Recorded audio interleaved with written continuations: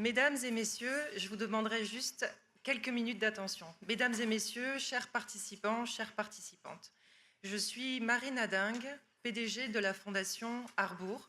J'ai plein d'autres chapeaux. Je suis aussi professeure en école de commerce en France à Schema et aussi PDG d'une autre fondation en éducation en Suisse. Mais surtout, je suis fière diplômée de l'école polytechnique de Montréal et l'Université de Montréal. Je suis ici aujourd'hui devant vous avec mon chapeau de PDG de la Fondation Harbour, fier partenaire de la conférence de Montréal. Je voudrais remercier messieurs Gilles Rémillard et Nicolas Rémillard pour cette extraordinaire opportunité de visibilité pour notre Fondation Harbour. Je ne sais pas si vous connaissez la Fondation Harbour, mais si vous ne la connaissez pas, vous avez probablement tort et on va remédier à ça tout de suite. J'aimerais commencer par citer monsieur Guy Cormier, président des Caisses des Jardins, qui nous a dit hier quelque chose qui m'a interpellée et qui colle avec ce que nous faisons à la Fondation Harbour. Aujourd'hui, au Québec, nous n'avons pas les moyens de perdre un jeune. Je répète, nous n'avons pas les moyens d'en perdre un seul. Étant donné la situation géopolitique actuelle, mais aussi nos réalités économiques et démographiques dans la province et dans le pays, on ne peut pas se permettre de perdre un jeune. Nous avons le devoir d'aider ces jeunes à réaliser leurs rêves, à s'éduquer et surtout à s'insérer de manière efficace et rapide sur le marché de l'emploi pour qu'ils soient épanouis, efficaces et qu'ils contribuent à notre société et à notre économie. Eh bien, mesdames et messieurs, ça tombe bien car c'est la mission même de la Fondation Harbour. Créée en 2005, donc ça fait 20 ans cette année, je vais y arriver, 20 ans cette année, par monsieur Pierre Harbour. La mission de la Fondation Harbour, c'est de contribuer à l'économie du Québec en permettant à des jeunes étudiants et étudiantes, brillants, brillantes, méritants, méritantes, d'accéder à des études, à la maîtrise, au doctorat. Nous sommes partenaires avec les 11 universités et écoles à Montréal et dans ses alentours. Nous sommes actifs dans 3 domaines d'études particuliers, l'ingénierie, l'administration des affaires et l'informatique, qui sont des domaines particulièrement importants, bien sûr, pour notre croissance économique. Nous donnons des bourses de 30 000 $ au doctorat, 20 000 $ à la maîtrise, alors ce sont des bourses assez élevées, qui sont renouvelables. Depuis sa création, mesdames et messieurs, la Fondation Harbour a donné plus de 600 bourses pour un total de plus de 8 millions de dollars, ce qui a fait la différence pour beaucoup d'étudiantes et étudiants. Merci, je vous remercie. Ces applaudissements vont directement à monsieur Pierre Harbour, qui a créé cette fondation. Merci. Mais à la Fondation Harbour, nous ne faisons pas que donner des bourses. Nous avons mis en place vraiment une communauté Harbour. C'est important pour nous non seulement de financer ces jeunes brillants, mais aussi de leur apporter du mentorat, un réseau au travers nos événements de réseautage. Pour ceux qui ne sont pas francophones, on donne aussi des cours de français. On a des stages pour eux dans les meilleures entreprises. J'ai rejoint pas mal d'entre vous depuis hier. Là, vous savez, on a plus de 400 étudiants et étudiantes qui postulent chaque année et on ne donne que 40 bourses. Alors, on a 10% les meilleurs. Donc, venez me voir après le déjeuner si ça vous intéresse de recevoir les CV de ces jeunes talents sur vos bureaux, ça vaut la peine. On soutient l'entrepreneuriat, etc. Aujourd'hui, la Fondation Harbour, c'est donc un réseau de plus de 400 boursiers et boursières admis au Québec. J'ai dit 600 bourses, mais comme elles sont renouvelables, je précise. Pour toutes ces personnes, je crois pouvoir dire que la Fondation Harbour a fait une vraie différence et leur a permis d'exprimer leur plein potentiel. Quand on permet à quelqu'un d'exprimer son plein potentiel, ça a des effets positifs immédiats sur la croissance économique, sur l'amélioration de nos conditions de vie, de notre société, etc. Plus on s'épanouit et plus on contribue positivement. Parlant de contributeurs, de personnes qui font la différence, j'aimerais aujourd'hui saisir cette opportunité, et je suis presque à la fin, pour remettre un prix très spécial, le prix qu'on a appelé le prix Pierre Harbour, à l'un de nos boursiers contributeurs qui fait vraiment une différence. Le prix Pierre Harbour, c'est un prix de 15 000 $ qui vient au-dessus des bourses qu'on a déjà données, que le conseil de fondation décide de remettre de manière exceptionnelle à un étudiant ou une étudiante qui se démarque par sa contribution à la société. Alors hier et aujourd'hui, on a beaucoup parlé d'intelligence artificielle. On en a parlé de manière très positive parce qu'évidemment, l'intelligence artificielle, ça fait partie des outils aujourd'hui qui nous permettent dans les entreprises, dans les organisations, d'être de plus en plus productifs, d'être de plus en plus efficaces. Mais évidemment, l'intelligence artificielle, elle vient aussi avec des risques, notamment sur le plan éthique, pour les entreprises, aussi pour les jeunes qui arrivent sur le marché du travail. Je vous passe les détails, je pourrais en parler des heures. Je ne sais pas si vous connaissez monsieur Joshua Bengio, prix Nobel d'informatique, qui a beaucoup contribué à ces technologies et qui passe beaucoup de temps ces jours-ci à nous prévenir, à nous mettre en garde aussi sur la manière dont on met en place ces outils dans nos entreprises et dans notre vie de tous les jours.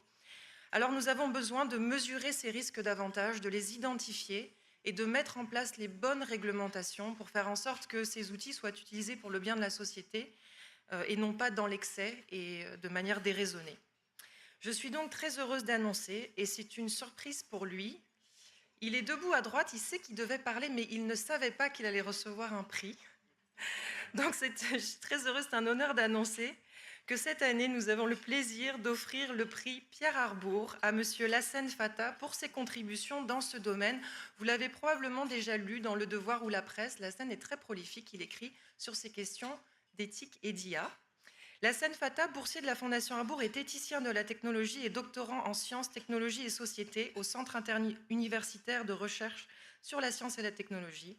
Il est également membre du conseil d'administration de Nord Ouvert et enseignant en éthique appliquée à l'ingénierie à Polytechnique Montréal. Lassène, félicitations. Je vais t'inviter maintenant, tu es prévenu, à monter sur scène pour récupérer ton prix et dire un mot.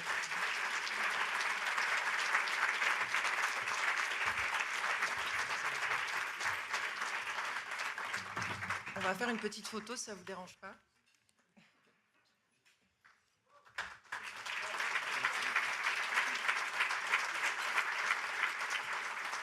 Tu veux dire un mot ? C'est un honneur, merci beaucoup pour ce prix. J'aimerais peut-être exposer un peu comment la Fondation d'Arbour a pu changer ma vie de doctorant. En réalité, quand j'ai reçu ma bourse de la Fondation Arbour, j'ai pu me consacrer en fait davantage à mes recherches, j'ai pu me consacrer davantage à mes publications, j'ai pu asseoir davantage mon expertise en matière d'impact de l'intelligence artificielle d'un point de vue éthique, mais aussi sociopolitique. Et la Fondation Arbour m'a permis finalement de pouvoir exprimer mon plein potentiel, comme le disait Marine. Mais la Fondation Arbour, ce n'est pas seulement un apport financier, c'est également un soutien de la part de mentors qui sont formidables et inspirants, parmi lesquels Marine ou encore Diane, qui est dans la salle. Et la Fondation Arbour permet par ailleurs de rejoindre une communauté constituée de boursiers et de boursières qui sont somme toute assez formidables avec des parcours atypiques et très inspirants.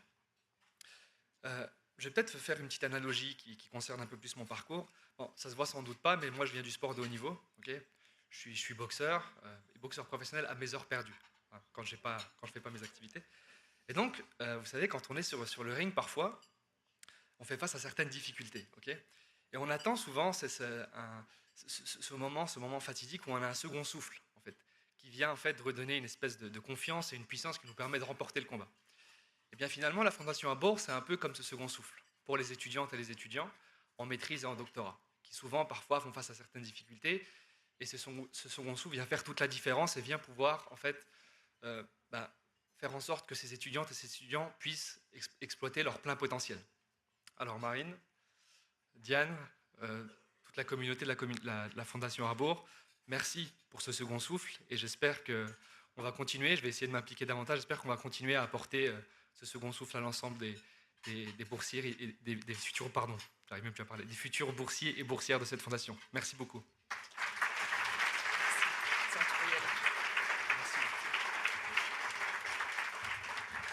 Je conclus en 30 secondes. J'aimerais inviter les administrateurs de la Fondation présents dans la salle à se lever pour que vous puissiez les repérer et aller les voir après. Notre président, maître Michel Brunet, madame Diane de Champlain, monsieur Jacques Simoneau, monsieur Daniel Charon, merci pour votre engagement pour cette jeunesse extraordinaire qui est notre avenir. Jeunesse dont nous vous avons d'ailleurs apporté un petit échantillon Donc j'invite aussi les jeunes de la Fondation Arbour, anciens boursiers boursières ou actuels boursiers boursières, à se lever et je vous demande de les applaudir. Merci à la conférence de Montréal de nous avoir donné ce moment.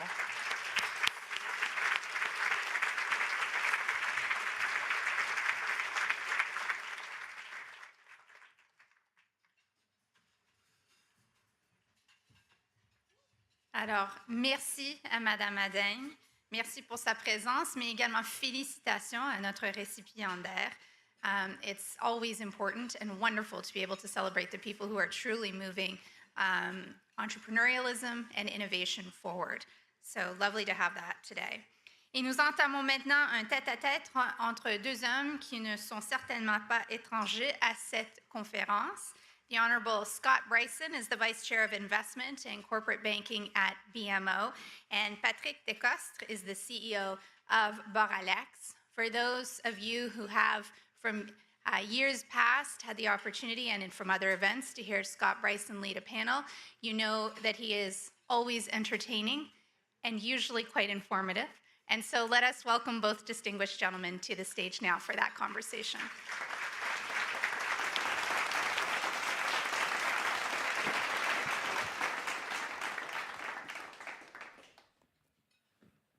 Thank you, Catherine, for that praise, albeit faint.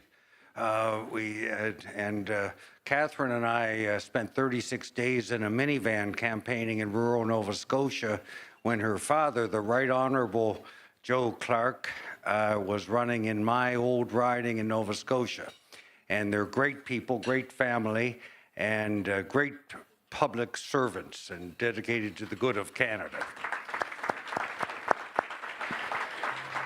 Now, someone else who's been really good for Canada is Patrick Decostre. And Boralex is one of those great Quebec and Canadian success stories, a global leader in alternative energy, 35-year history, and for over 2/3 of that, Patrick, you've been there, 24 years. And you were the first employee, you're originally from Belgium. You were the first employee for Boralex in France. And you built Boralex over a period of 18 years in France. 18 years to being the #1 wind energy, onshore wind energy company provider in France before becoming CEO. Yeah, and one day I have. Félicitations. Thank you. I remember coming to Montreal in 2016, and we just moved to a new house in Belgium with my wife and our kids that we built, and it's permitting, so it was long. And I was happy to show the new pictures of my house, and I had a conversation with Patrick Lemaire to say, what do you think about moving to Canada now? I say, yeah, we moved 15 days ago to a new house, but we're there, and I'm happy to be there with you today. We're here since 6 years now. Super. Well, Boralex is a leader globally in energy transition. And what is your edge or strategic advantage with Boralex that gives you the differentiation from your competitors? Yeah, that's a good point. First, we are in the business since 35 years, as you mentioned. So we're not there because it's trendy. We're not there because there is support. We have not started the company 3-4 years ago because of the IRA. We have been there because we have a long-term industrial vision. And that's an important point. We have always been an industrial, not just a promoter who is developing projects and selling them, not just an investor, but an industrial with engineers, blue collars doing maintenance. We have this history because we have been created by Cascade, the paper and pulp company, the Lemaire family. And I think this mindset changed because all over the last 35 years, we have extend what we do in the value chain. We have extend to more greenfield development. We have extend to maintenance and operation. We have extend to how we sell electricity. So we have these different skills internally. So that's the main point. I think the second point is we have gone through many crises and changes. All the people are speaking about today's volatility, and it's sure there is lots of volatility.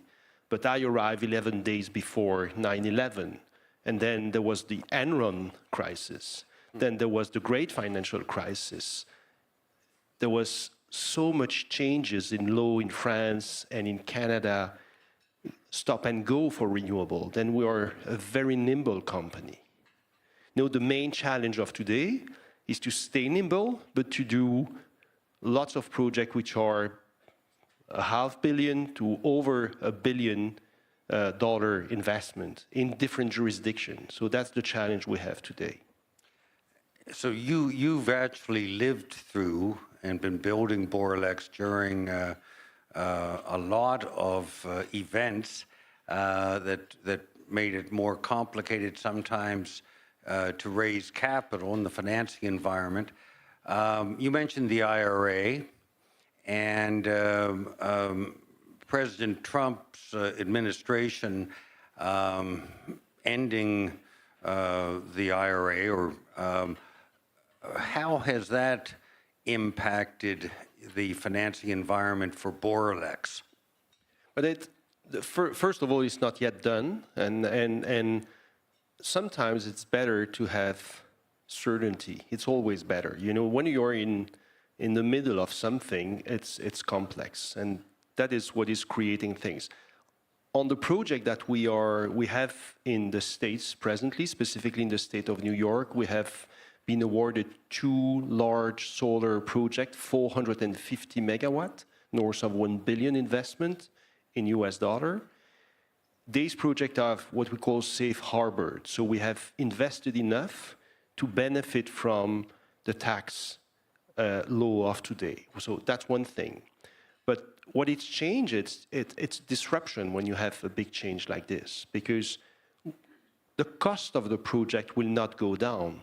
It's a different way to finance the project. And if it's not the federal government who is financing them through tax credit, and by the way, there is tax credit of this type in the US since 1977, Jimmy Carter time. So it goes through lots of different administration, and it's embedded in the US economy. So it's not yet done, okay? And so what we should do as a company is to reduce the risk on on investment decisions that we have to take now. But what is complex is that it creates disruptions for the market. And it will, as always, it will create a slowdown of investment that we will suffer in some years. If you look to wind turbine manufacturer, they did lots of installation in the US in the last quarters.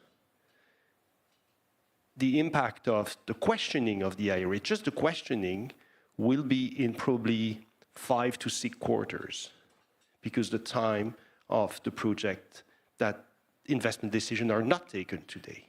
So that's very important, stability. Would you say that we've gone from a finance environment of irrational optimism to perhaps irrational pessimism, and that the reality of sustainable finance is probably better than a lot of people believe, and maybe Boralex, because of your experience, really, perhaps that's an edge, having that experience and that resilience? Yeah, I think we have, and as a CEO and as a team, we have to stay quite calm in both situations. When there is too much optimism in the market, it will end up in the A, and when there is too much pessimism, it's the same. We're there for the long term, and it's, the classic quote is to make the difference between the long-term signal and the noise, but we are specifically there. The reality is, I think, the need of more energy, more power, specifically electricity, is important. There is the climate change situation will not change. So our economy need our service. And then we will continue to invest, and we will continue to have customers. What we're seeing in Europe, where in France specifically, where we have contracts which are not just with the local Hydro-Québec EDF, we have contract with Saint-Gobain, we have contract with Nestlé, we have contract with IBM. So big corporations are buying electricity, and specifically for the reason that they want to be sure that they have electricity at the next gas crisis in Europe and have access to electricity, because they don't want to be exposed to the peak of price that they have been exposed 2-3 years ago with the Ukrainian war and the difficulty on the nuclear fleet in France. So this is the long-term signal. And in the US, it's the same. You know, the demand is there, and if the Trump administration is successful on reshoring, what will happen? More electricity need. So more development for us. And if you compare the alternative, which are gas, if you order a gas turbine today, you get it in 2030, 2031 from Siemens or from GE. So if you order a wind turbine, you have it in next year. So deployment, if you want to build a nuclear plant, it will take probably 10 to 15 years. So deployable, affordable, that's what is green energy today. It's no more something. I've been with the company since years, so I know that, yes, we have built a company going from one niche to the other. That's why we're nimble. We were searching for niche. We don't need that anymore. We need a stable framework, and in this stable framework, we can invest on the long term, and we have client who wants our product for the long term, and we have investor who wants to have the return of what we can create for the long term. Canada has a new Prime Minister, Prime Minister Carney, and he was here at this conference, I believe, 2 or 3 years ago, prior to entering politics, and at that time, he spoke about sustainable finance. So you've got a Prime Minister who has quite a breadth and depth of understanding of sustainable finance. He also has an ambition as Prime Minister for Canada to become an energy superpower in conventional and clean energy. And a new minister, Tim Hodgson, charged with that responsibility. And the very capable Marc-André Blanchard is his chief of staff, who knows a lot about this realm and business and getting things done. What would your advice be to Prime Minister Carney and his government in terms of public policy and considerations around things like ITC provisions? The first point, the first advice is not to create disruptions. If you want to build Canada as a superpower in energy, it means you need lots of investment. You need investment in generation like we do. You need investment in transmission. And you don't want to have a disruption of this investment flow. That's one thing. So even if, and we are making fictions, but if the IRA is repealed completely, the reflex of Canada could be to say we have to repeal the ITC too because it was a reply to the IRA. I think it would not be a good idea. We have experience, if you go back in 2018, Ontario, Quebec, BC, for different political reasons, decide to say we don't need electricity anymore, we don't need renewable anymore. Look to what happens 2 years, 3 years ago to say, no, we need it and it's urgent. You don't want to be in this situation. So that's the first point, stability. And the second point, which is incredibly important, and that comes back to what Nancy Southern said to you on Sunday, is permitting. What is very difficult, even in our business, it's the permitting process.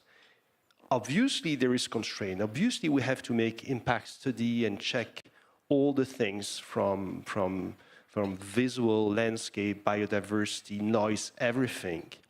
But on the other side, we need to do that in a short, reasonable period to be sure, and it should be stable afterwards. What you don't want is to build something, to decide an investment, and then you have another change. So stability is the important word, and then the private sector and the public sector, I'm speaking about Hydro-Québec, but the private sector will do its job. There is lots of investment, of money, of finance that wants to come to our business, but needs this stability. And government fiscal capacity today is more limited than I think a lot of people realize. And U.S. government debt to GDP is something around 110 or 120%, depending on how you measure it. In Canada, federal gross debt as a percentage of GDP is around 80%. You put in the provincial ones, 35% or so. That's about twice what the Maastricht Treaty requirement was in 1992 to join the euro, 60%. So we haven't had a Liz Truss moments yet over here, but the four most expensive words in the English language are, this time it's different. And from your perspective, you've got as your major shareholder CDPQ. What public policy should we be thinking about and implementing to make our projects, your projects, better targets for investment from global pools of capital, institutional investors, pension funds from around the world? What are, I know Australia has actually created a public policy framework very conducive to institutional investment in these kinds of things, but what should we be looking at? But typically, I'm coming back to my point. What we have in Quebec, we have 30 years contract with Hydro-Québec, and it's through competitive process. So at the end, Hydro-Québec has a good price for this electricity. The good news is, when I start with Boralex, the duration of the contract in wind or in CHP were 12 years. No, the equipment have a longer duration, and we have proven that, and it's financeable. So you reduce, you amortize on a longer period, so it reduces the cost. That's one thing. So this is really attractive. When I'm going in Europe doing investor relation for Boralex, all of the people are looking to say, okay, Canada is a great place to invest today because of this stability. In Ontario, we're building 2 large battery storage plants, and we have contract for 22 years with the ISO. So it's protecting the investment, and again, it's through a competitive process. So it's the best price, and price is almost the only element in the competitive bid. So we really need to have good competition and price and be affordable. So I think that is what is attracting long-term investor in our business, definitely. What is the exact opposite is when everything is changing and you just have a spot market, and then you cannot invest. And at the end, you pay more. You know, the price of power is higher than when you have a stability of your contract on the long term. Switching channels a little bit, how do you find the global talent environment these days and attracting the talent you need to grow, and also supply chain issues? Of course, COVID created a lot of disruption.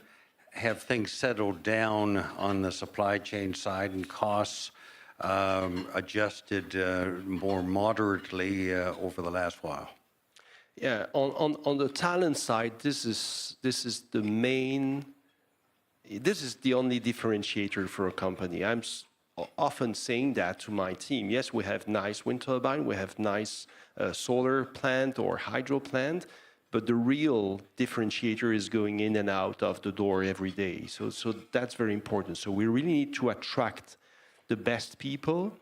And And typically, presently, we're trying to take advantage of the offshore trouble, I would call that like this, in the US, to bring people who have experience of building multi-billion dollar project and have project manager coming with us.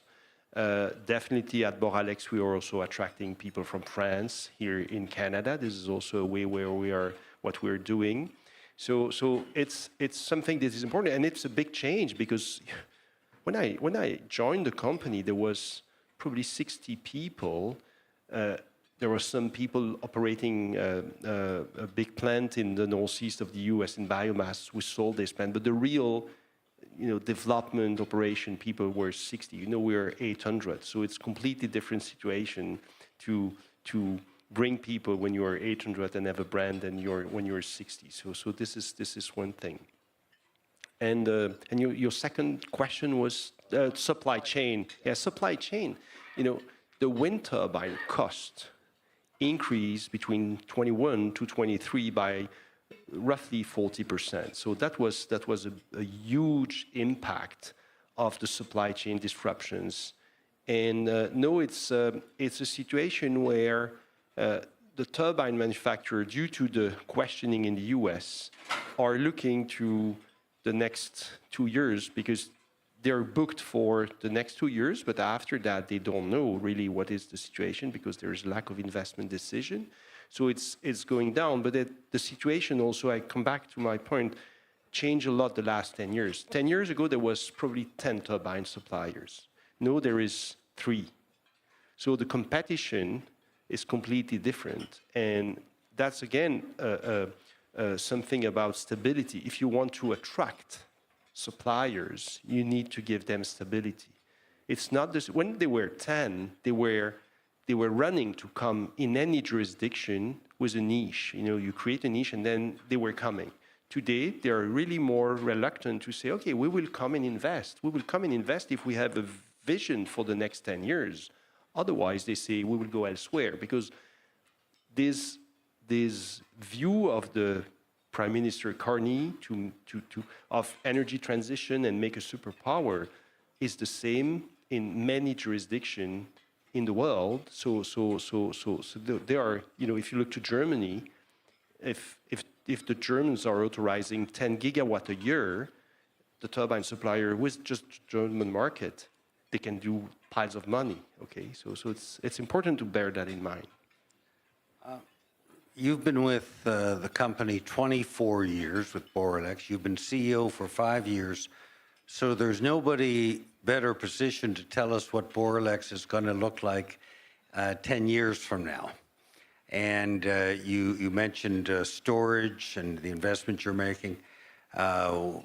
Onshore wind energy is one part of energy transition, but where do you see Boralex's mix of energy being in 10 years? And what's the role, for instance, of offshore wind, and how do you see that developing in off of places like Nova Scotia, my home province? Yeah, I want to see in Boralex would be 4 times bigger in 10 years than today, because we are used to double the size of the company every 5 years. So that's one thing. And not just bigger in terms of installed capacity, but in all the financial metrics. That's important. That's what we have done, and that's what we classically say to the market and will do. In terms of where we will be, we will continue to be in jurisdiction, and not 15, not 20 jurisdiction. There are some companies who, go everywhere, and generally it ends up not well. So we have been very disciplined. We're in Canada, France, the US, and the UK. Maybe another or 2 jurisdictions, but it's very concentrated there. It's all 4 big market, and we will continue. In terms of technology, certainly solar will be larger than today. That is a trend. The cost of solar is continuing to go down. quickly, like wind was going down 10 years or 15 years ago, and it will continue. So that's an important point. But there is limitation to solar because obviously it's just during the day. So you need storage. That's why we're investing in storage, 800 million today in Ontario. We have another project of north of 200 million, and we will have other projects. So diversification in terms of technology will certainly continue in the company. And what I would like is that the CEO that will be in the position in 10 years will be able to say, we will double the size of the company in the next 5 years. Well, that's great to hear. And ladies and gentlemen, it's been a privilege for all of us to be able to benefit from Patrick Decost's unique perspective, experience, and vision for the future for Boralex. And I want to thank you, Patrick, and I'd like all of you to join with me to appreciate Patrick for his leadership at Boralex and giving us a first row seat into that vision as he's executing and building an even bigger global champion for Quebec and Canada. Thank you, Patrick. Thank you, Scott. Thank you.